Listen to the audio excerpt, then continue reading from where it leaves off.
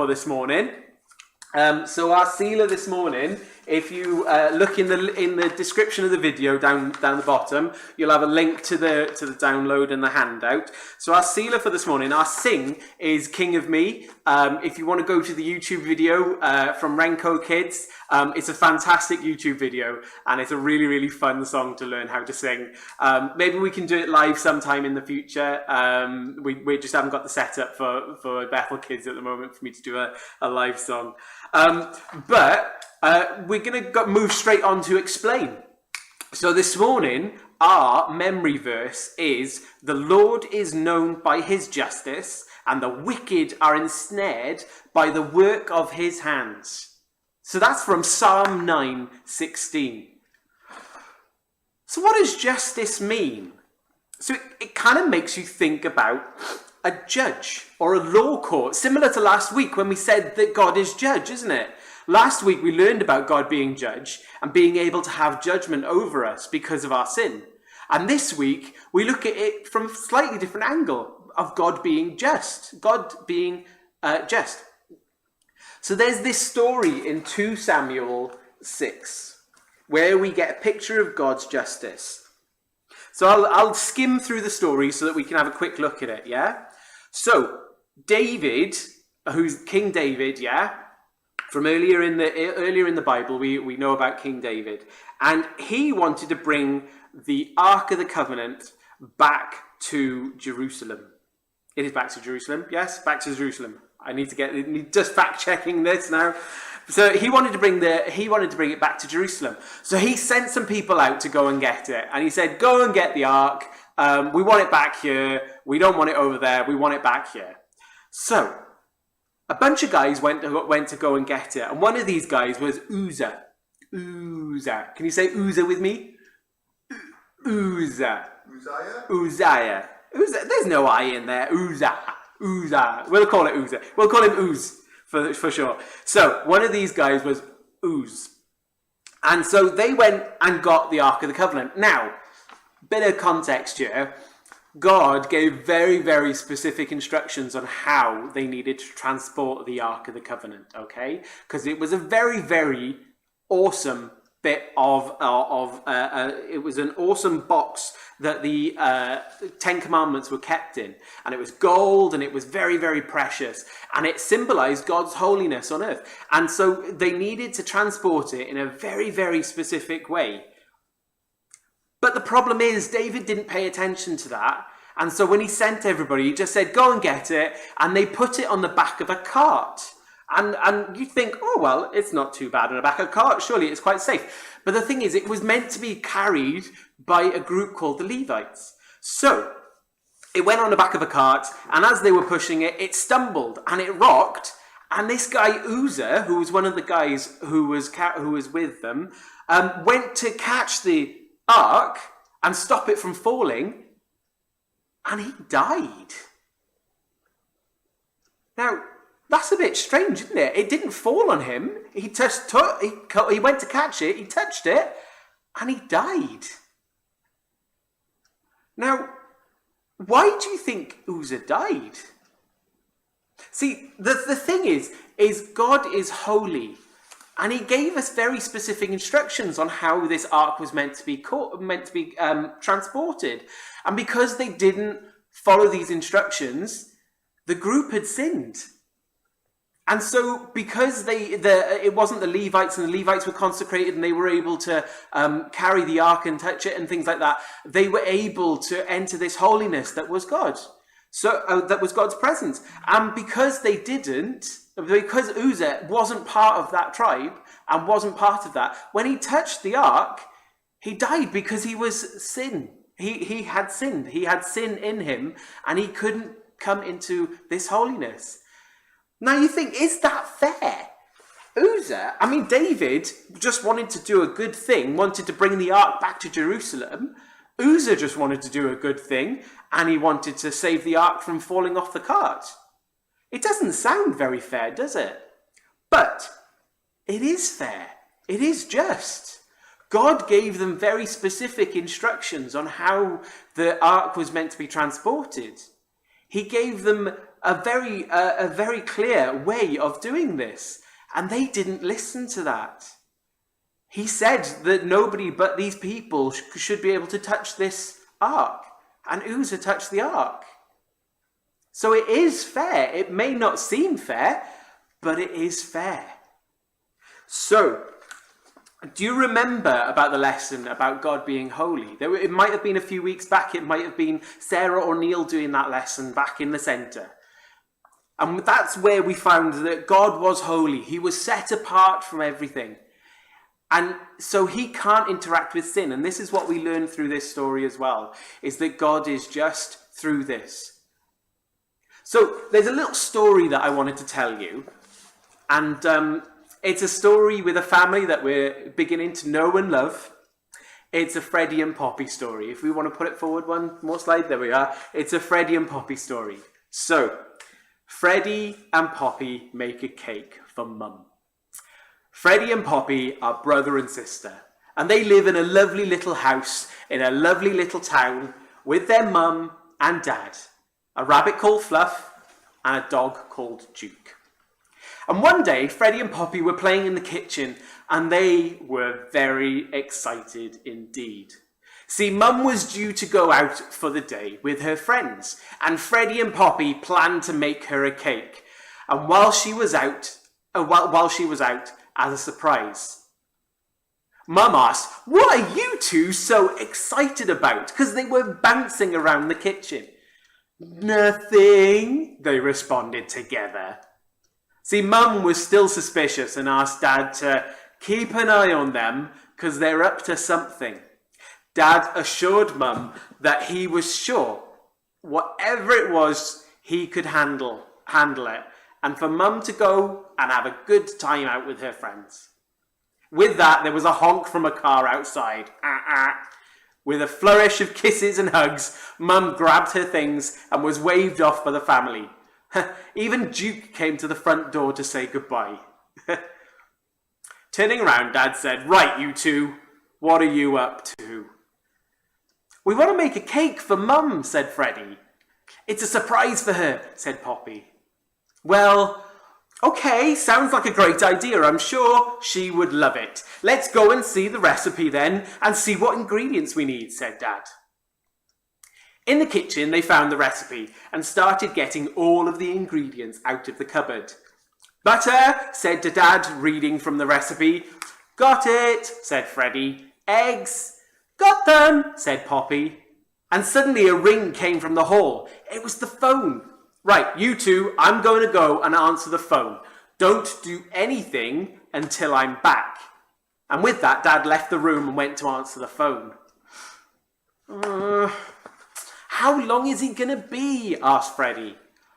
"I don't know, but I really want to get on with the cake," said Poppy. "Well, we've made cakes with Mum before. What's the next thing we need?" said Freddie. Sugar," said Poppy. "Oh, yes, and what else?" Flour. There's a few flowers in the cupboard. Which one do you think?" said Freddie. "I don't think it matters. Aren't all flowers the same?" asked Poppy. Yeah, probably," said Freddie. "Okay, what else?" "Oh, lemons," said Poppy. "Mum likes lemon dribble cake." "Isn't it lemon drizzle cake?" "Anyway, how many lemons?" said Freddie from the fruit bowl. "She likes it really lemony, so as many as we can get in there," said Poppy excitedly. Now, they had all of the ingredients lined up, and they just couldn't wait for Dad. And they began pouring all of it into the big bowl with a huge wooden spoon, began mixing it together. So in went the butter, in went the sugar, in went the eggs, the flour, and whole lemons. All 6 of them. Freddie said, "Have we got any more sugar?" He was covered in flour at this point. "Mum always says she has a sweet tooth." This looks like sugar, but it says salt," said Poppy. "Oh, pass it over. They always say put salt in things on TV," said Freddie, heaping it into the mixing bowl and giving it a good stir. What else is there? As they were putting the mix in the cake tin, Dad came back into the room, surveying what used to be the kitchen and now resembled a snowy peak of a mountain. "What happened in here?" asked Dad. "We finished the cake mixing," said Freddie, who was more flour than boy. "It's a lemon cake," said Poppy. "Did you put all the ingredients in?" asked Dad. "Yes," said Poppy. Said both Freddie and Poppy together, looking at each other. "Did you follow the recipe?" "Yes," said Freddie and Poppy, sounding less sure, because they hadn't even looked at the recipe. "Okay, let's get it in the oven then," said Dad, and put the cake in the oven to bake. Half an hour later, the lemony cake was taken out of the oven, and it certainly smelt very lemony. "Right, it needs to cool off," said Dad, putting it on a wire rack. Freddie and Poppy disappeared upstairs to play in their room while the cake cooled down. And later on in the day, Mum came in through the front door and said, "I'm home!" "Mum, Mum, Mum, Mum, Mum, Mum, Mum!" Both Freddie and Poppy came excitedly down the stairs, followed by Fluff the bunny. "We have a surprise for you." Leading Mum into the kitchen, they showed her the cake they had made for her. Ta-da! Dad had made her a cup of tea, and there was a plate and a knife already there for Mum to have the first slice. Mum loved the surprise so much she went to take the first bite. But what she tasted was not good. Oh, a salty, sour, bitter batter. "What's in this cake?" asked Mum, trying not to be ill. "Lemons, sugar, butter, flour, salt," said Freddie. "Salt? Why salt?" "Did you follow the recipe?" asked Mum. "No," admitted Poppy. "We thought we knew what you would like. We put all your favourite things in it," said Freddie. Mum said, "But you need to follow the recipe to make sure you have all the right ingredients and all the right amounts." "Sorry, Mum," said Freddie. "We wanted it to be a surprise," said Poppy. "Well, it was definitely a surprise," said Mum. "Tell you what, let's try again, and I'll read the recipe out to you this time, and you can follow it step by step." 1 hour later, the lovely smells of lemon drizzle cake filled the house. Hot chocolates were made, and the lemon cake, after following the recipe, was very, very good. The end. You see, in this story, we see that Freddie and Poppy were trying their hardest. All they wanted to do was make Mum happy by making her a cake. But it didn't go very well, did it? They didn't follow the recipe. They didn't follow the guidance. And that's what we see in this story from the Bible in 2 Samuel 6. We see that, yes, their intentions were good, but they didn't follow the guidance God had given them. And so God is just. It may seem unfair to us, but it is fair. So that's what we wanted to do this morning. So next is our action. And for our action this morning, we've got a little bit of a craft where you're going to be able to make a little mini Ark of the Covenant. Now this one you can touch and you won't die, so it's all good. But John's going to play the video now, and you're going to see how to make this little mini Ark of the Covenant. This morning, we're going to make an Ark of the Covenant in craft form. So we're going to need, for this one, we're going to need the last 2 pages of the handout, which are our paper craft ark. We're going to need some yellow colouring, or gold colouring maybe, if you've got gold colouring. You can use either felt pens, pencils, or paints. We're going to need some glue stick, and we're going to need a pair of scissors, and you may need an adult to help you with the scissors. Right, so firstly, let's have a look at this. So we've got a box on this one, we've got the lid, we've got the two cherubim that are on top of the ark, and we've got the wooden poles that are either side of it. So we're going to have to go, well, it's probably best to colour this whilst it's still in paper, in the paper sheets. So let's see how it looks when it's coloured like this. So there we are. So we've got our Ark of the Covenant coloured in. So you'll notice that there's some bits that I've left white. So that is going to attach to that eventually, once it's all made. I've made these little sticks brown, so that they represent the wood, the wooden poles that were either side of the ark that they used to carry it. So brilliant. So the next step that we've got to do is, of course, use our scissors and cut out all of these shapes. So let's see what that looks like. So there we are. So we see that we've got the Ark of the Covenant, we've got the cherubim, we've got the lid, and we've got the sticks. And you'll notice on the lid that I've cut along the little lines that were there to basically be able to fold them across. So we're going to do some folding now. We're going to fold these tabs down. So these tabs are here. We're going to fold them down like that. And then we're going to fold this one. And then essentially it's all the same. So we've got lots and lots of folding to do. So let's zoom through this folding, shall we?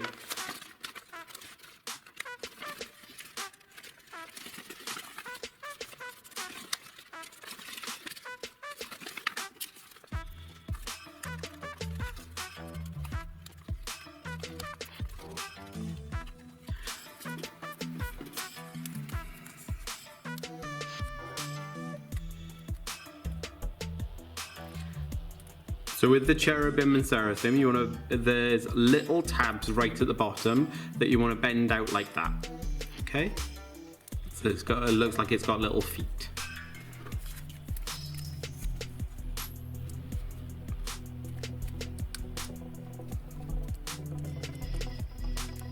It's quite fiddly, and especially cutting out these ones, they're quite fiddly to cut out, so you may need an adult to help you.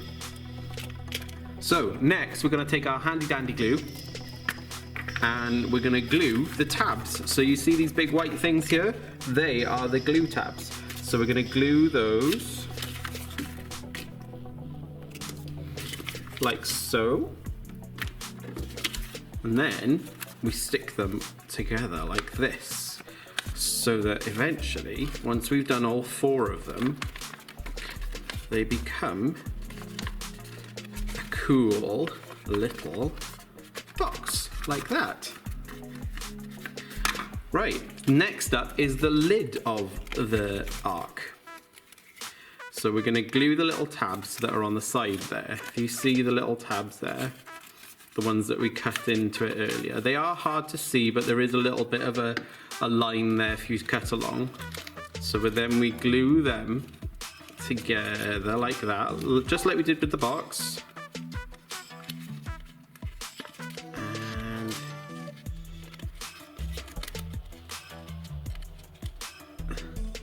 There we go, we've got the lid of the ark. So what we want to do now is, now that we've got the lid and now that we've got the box, we're going to glue the lid and the box together. So the thing is with the ark, it was very gold and very decorative. So this is more like a little bit of a decorative bit on top of the ark box. Yeah, just like that. There we go.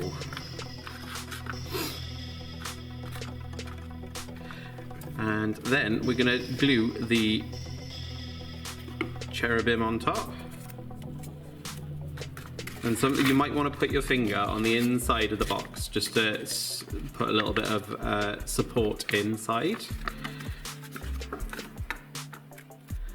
And then include this guy too.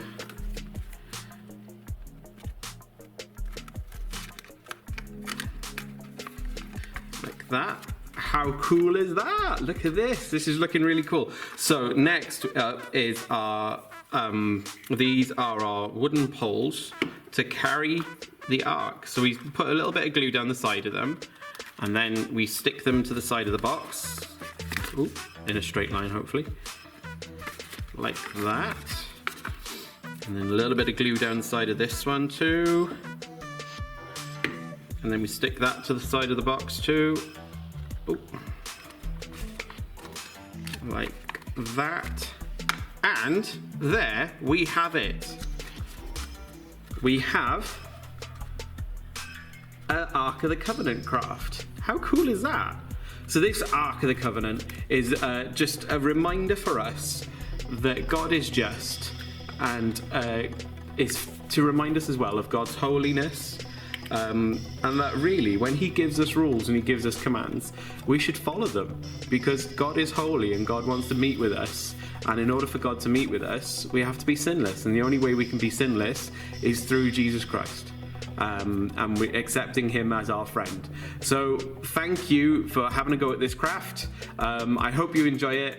It's really, really cool. You can even make some toilet roll people on either side who can carry it, some toilet roll Levites who would be able to carry it. Maybe we'll learn a bit more about the Ark of the Covenant in a future session. Right, thank you very much. Enjoy the craft. Bye. So we're going to finish up with honouring God, because God is glorious and God is amazing, and we've learned today how God is just, and we are to be thankful for that, the fact that he is holy and he doesn't compromise his holiness, because otherwise he wouldn't be God. So yeah, we're going to honour God by closing in prayer and just going over our memory verse as well for today. So if you want to bow your heads and hold your hands together, that'd be awesome. Dear God, we want to know you more and more each week, and we're thankful for the lessons that we're learning. We know you are a good God, and we love learning about you. Thank you for sending Jesus to take the punishment that we deserve, and for taking God's just punishment on himself. Thank you for everything that you do, and all the ways that you keep us safe, and all the ways that you keep our NHS workers safe, and all of the other essential workers as well. Thank you, Lord. Amen. So, we're going to finish up with the memory verse. So the memory verse is the psalm that we opened with this morning. So it's Psalm 9:16, and it is, "The Lord is known by his justice. The wicked are ensnared by the work of his hands." So yeah, I hope you enjoy learning the psalm. I hope you enjoyed doing the craft once I've put the video up. And I hope you've enjoyed this morning on Bethel Kids and the story with Freddie and Poppy. It's been wonderful spending time with you today, and I'll see you soon. Bye-bye.